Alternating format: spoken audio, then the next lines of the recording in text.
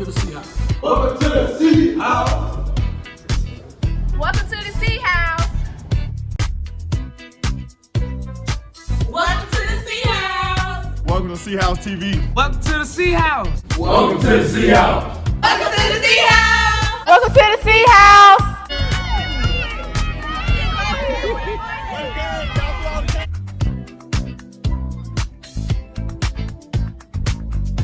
What's up, Sea House TV? It's your boy, Darian Wilkinson. And Trey Greathouse. And we're here with Sea House TV. Yeah. Sea House.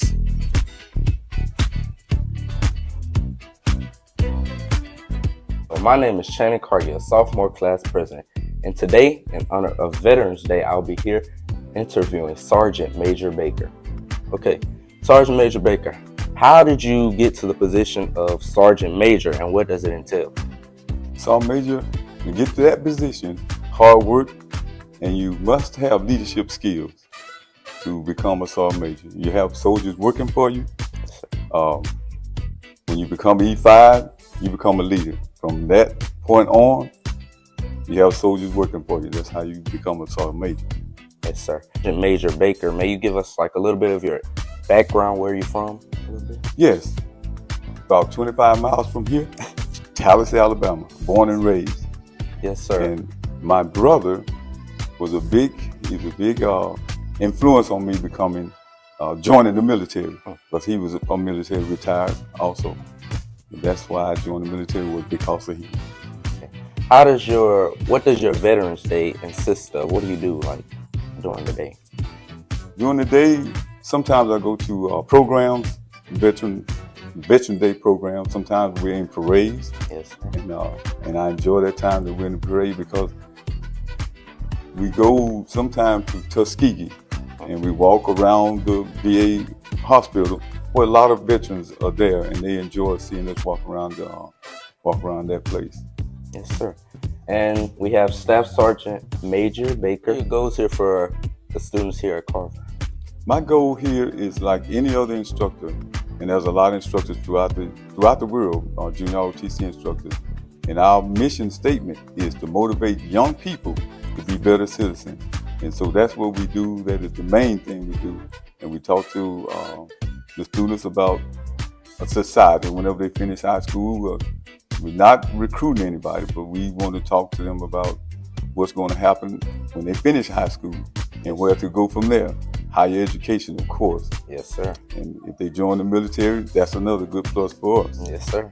And that's what we do. Okay. Thank you, Sergeant Major, for your time. You're welcome. And my last question is, where did you go to college? Alabama State University. Yes, sir.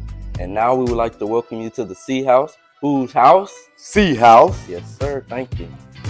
In honor of Veterans Day, we're here with First Sergeant Murray. Okay, so First Sergeant, what are your daily duties and how does it involve the students here at Carver? Typically on a day, our mission is to motivate young people to become better citizens. So that's the main mission. After that, it's up to me to develop these young individuals to be better leaders. And we have to show a good example of being a leader so that they can follow that. And that's pretty much what we do every day, more of a mentorship type thing. So I asked Sergeant Major Baker, what did he do on the typical Veterans Day? What do you do?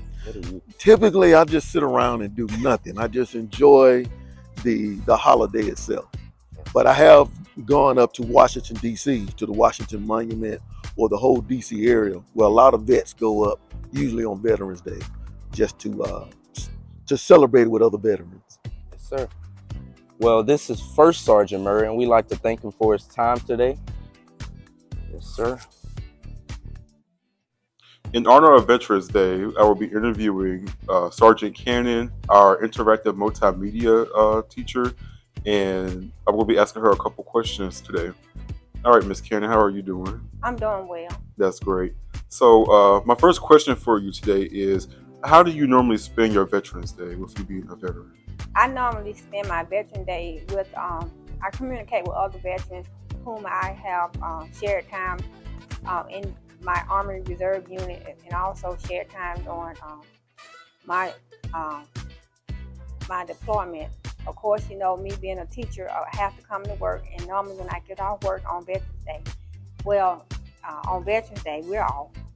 But when I do get off work, I get a chance to eat lunch and breakfast and dinner with other veterans because, of course, they, the community, they reward us with to eat at restaurants.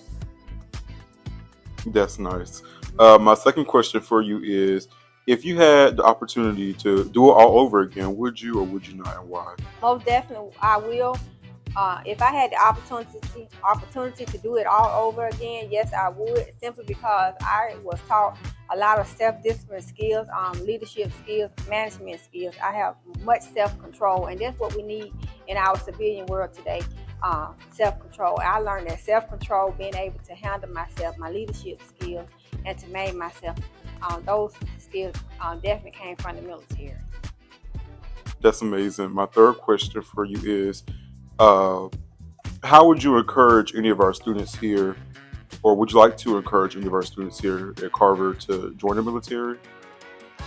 I joined the military I took the AVAB test here.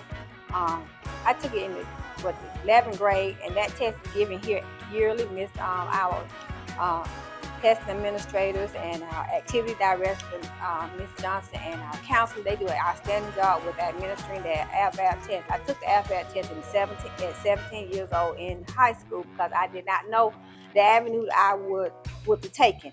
I knew I needed money to help me through school, and I knew that that was the opportunity to obtain money. So I took the AVAB test in the 11th grade, and I joined at the end of my 12th grade year. I attended Alabama State University at the age of 18 years old, and I did the summer camp for the military during that summer before I went into the fall semester. And I had the GI Bill that helped me financially with my books and my tuition. My 2-week annual training that helped me. My 2-week annual training that helped me purchase a lot of things that I needed for the military. And of course, I was able to obtain 3 college degrees. That assistant helped me with undergrad and a bachelor's, and then a doctoral study program. And the military did pay for a lot of my schooling. And now that I'm a veteran, I have 2 kids who have taken advantage of that financial assistance. I have a son who has gone through undergrad with that financial assistance from the military, and I presently have a daughter who's in med school, now nursing school, and she's going through a educational program with that veteran benefit. Yes, ma'am. Thank you very much for your time. You're very welcome.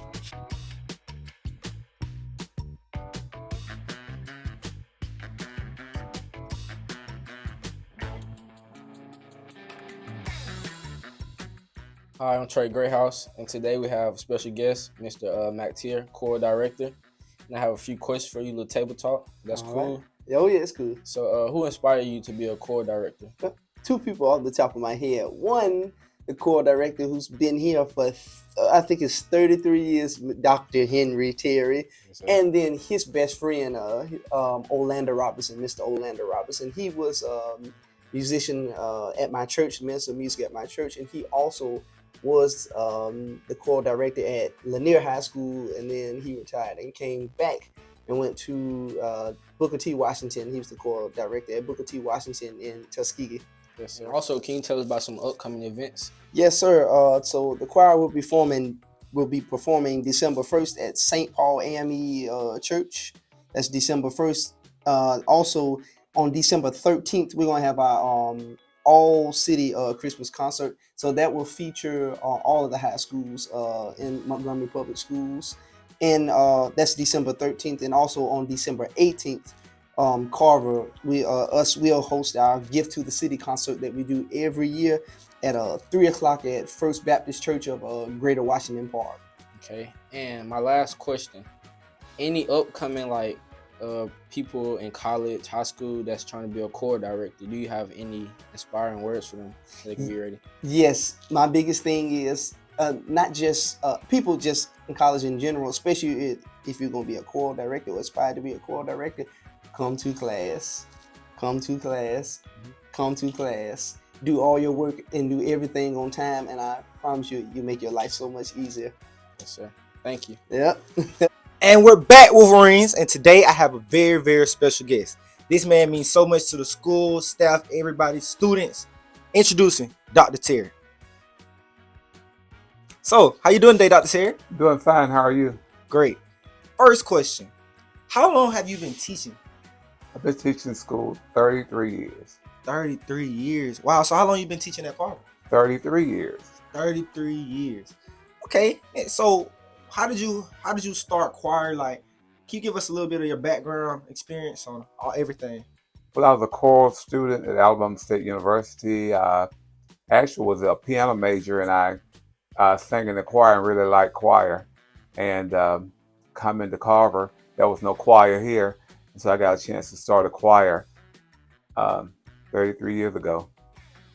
Wow. And let me know if I'm wrong now. You inspired the other schools in Montgomery to start choirs, didn't you? Well, no, the choir had always been in the schools, and even at Carver, but for a brief period, there was no choir here at Carver. So when I came here, I came to work at CPAC, and I actually was assigned choir as well. Wow, okay. So for my last question, whose house? Sea House. Whose house? Sea House. Whose house? Sea House.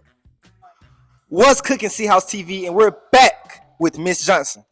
Miss Johnson, tell them how. I say hey. Hey. Yeah. Hey. So today I had y'all culinary Thanksgiving fundraiser. Can you give us a little more information what that was on and what that was about? So the students, they have to learn how to do catering. They have to learn production and marketing. So this was a big Thanksgiving fundraiser event. It helped us be able to buy supplies, chef jackets, and anything else that we need. It also helped us be able to go on field trips as well. Yes, ma'am. Okay. So next up, how did you start? Like, what inspired you to start cooking? When I worked at Montgomery Job Corps Center.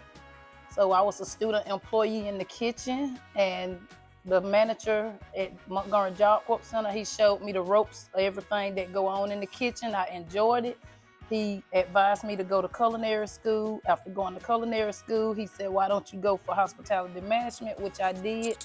And he even asked me about going further in my education. And I recently received a public health degree as well, and getting ready to go to graduate school to get my MBA. That's great. Congratulations. Congratulations. One more question. What are the upcoming events for culinary? We have an event coming up in December. It'll be for faculty, staff, and students. A wing and fry event that'll take place the first week in in December, and the cost will be $5 for everyone. It'll be a 3-piece wing and fry in December. Yes, ma'am. Okay. Well, thank you for talking to Sea House today. Thank you very much. What's up, Sea House TV, and we're back. And today we have another special guest, Mr. Homecoming King, aka Mr. Westside Classic. How you doing today? I'm doing good. How y'all doing? Great. So, how did it feel getting crowned Homecoming King? Honestly, I ain't gonna lie. I was scared the whole week, thinking I wasn't gonna win. But then that Wednesday, when I found out I won, it was a good feeling. Had the crowd going crazy and stuff. It was a good feeling. That's good. You knew you was gonna win. Be honest, now. I already knew I was gonna win for real. I ain't gonna be all that confident though. I knew I was gonna win. Bet. So, what advice would you give underclassmen that want to run for Homecoming King? The advice I give y'all: just get y'all name out there. You know, have good grades, get cool with all the teachers. You know, make friends, and then just be cool. Good, nice talking to you, Mr. Westside Classic. All right, bro. Yep. Man, Mr. Graves, you gave me all this homework. I just want to go home and go to sleep. I think I failed. No, I Man, failed. well, guess that concludes Sea House TV. See you later. See you next week. See y'all TV.